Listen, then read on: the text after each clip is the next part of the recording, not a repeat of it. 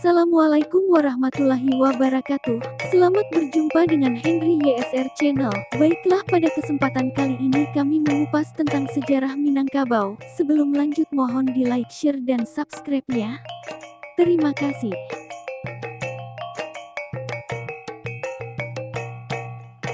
Berbicara tentang Minangkabau, maka kita akan dihadapkan pada sejarahnya yang begitu kompleks. Ini disebabkan karena beberapa hal, yaitu adanya perbedaan versi tentang sejarah Minangkabau itu sendiri. Masyarakat Minang zaman dulu tidak memiliki budaya tulis-menulis, sehingga kisah tentang Minangkabau selalu diturunkan melalui folklore. Upaya penulisan sejarah Minangkabau dalam bentuk tambo baru dimulai setelah Islam masuk pada kawasan tersebut. Berbagai tambo tentang sejarah Minangkabau yang ditulis menggunakan abjad Arab sebagian besar masih tercampur dengan mitos, sehingga kebenarannya masih dipertanyakan para ahli.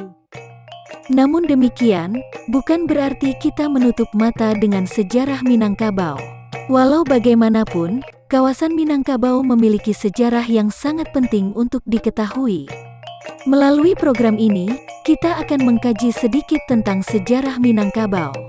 Asal-usul penamaan kata Minangkabau mengandung banyak makna. Kata tersebut tidak hanya merujuk pada nama desa yang terletak di Kecamatan Sungayang, Kabupaten Tanah Datar, Sumatera Barat, tapi juga merujuk pada entitas suatu suku, bahasa, dan budaya.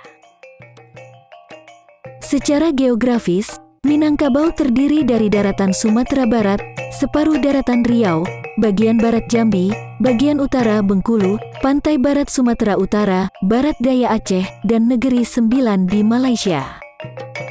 Nama Minangkabau sendiri berasal dari kata Manang yang berarti menang dan Kabau yang berarti kerbau. Nama itu diketahui dari sejarah yang ditulis di dalam tambo.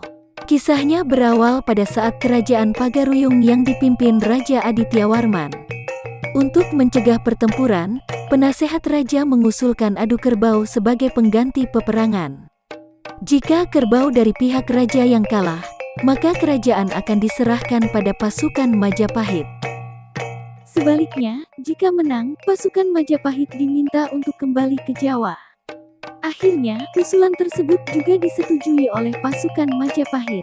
Singkat cerita, adu kerbau dimenangkan kerajaan Pagaruyung. Kemenangan tersebut pada akhirnya menginspirasikan masyarakat memakai nama Minangkabau, kata yang berasal dari ujaran Manangkabau yang artinya kerbau yang menang. Untuk mengenang kemenangan tersebut, masyarakat membuat sebuah rangkiang rumah gadang yang atapnya mengikuti bentuk tanduk kerbau. Kisah mengenai Minangkabau ini juga bisa ditemukan dalam hikayat Raja-Raja Pasai. Dalam hikayat itu tertulis bahwa kemenangan adu kerbau tersebut menjadikan kawasan yang sebelumnya bernama Pariangan menjadi Minangkabau. Selain dari tambo, nama Minangkabau juga bisa ditelusuri dari beberapa pendapat ahli sejarah, yaitu N.G. Purbacaraka menyebut bahwa nama Minangkabau berasal dari kerajaan Minanga di Sumatera Barat. Hal ini didasarkan atas penemuan prasasti Kedukan Bukit 683 Masehi yang berada di Palembang. Dalam prasasti itu tertulis 10 baris kalimat yang diantaranya ada kata Minanga.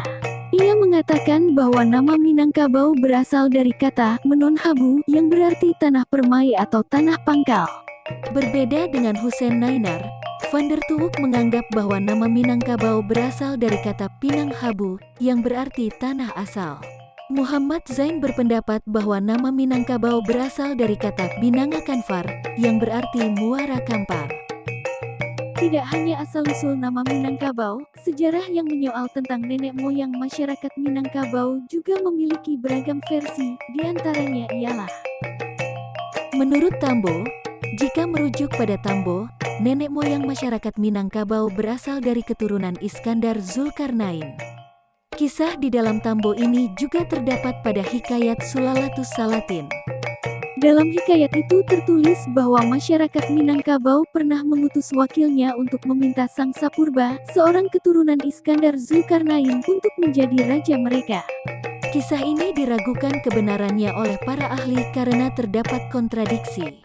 Maksudnya, kalaupun benar Sang Sapurba datang untuk menjadi raja, Kenyataannya kawasan tersebut telah membentuk kelompok masyarakat yang sudah pasti memiliki nenek moyang.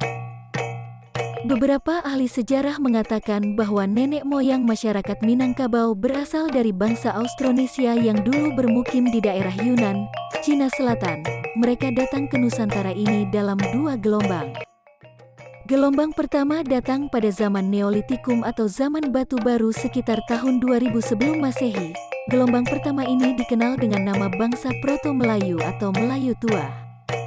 Dari bangsa Melayu tua ini, berkembang menjadi suku Barak, Toraja, Dayak, Nias, Mentawai, Kubu, dan lain-lain. Gelombang kedua datang pada tahun 500 sampai tahun 100 sebelum Masehi. Mereka yang datang pada gelombang kedua ini disebut Deutero Melayu atau Melayu Muda.